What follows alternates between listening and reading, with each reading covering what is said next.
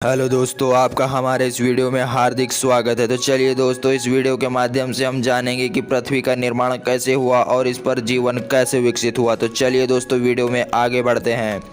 पृथ्वी का निर्माण लगभग 4.6 अरब साल पहले हुआ था।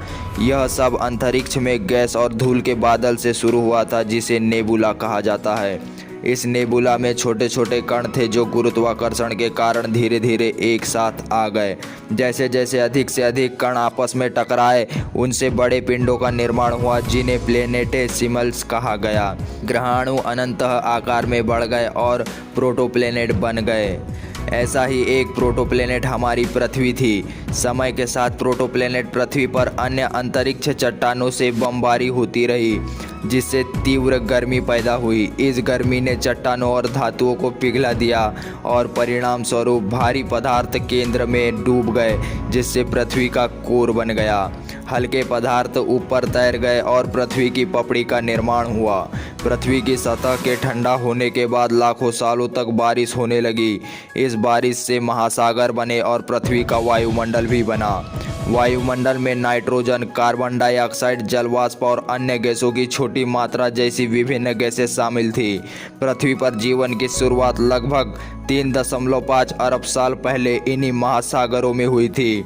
जीवन के सरल रूप जैसे बैक्टीरिया नामक एक कोशिकीय जीव सबसे पहले यहीं दिखाई दिए। ये जीव जल में जीवित रहने और बढ़ने में सक्षम थे। लंबे समय में ये सरल जीवन रूप विकसित हुए और अधिक जटिल हो गए। उन्होंने नई विशेषताओं और संरचनाओं को विकसित करना शुरू कर दिया, जैसे कि नाभिक वाली कोशिकाएं। इससे शैवाल और अनंतः पौधे जैसे अधिक उन्नत जीवों का उदय हुआ। समय बीतने के साथ इन प्रारंभिक जीवों से जानवरों का विकास हुआ।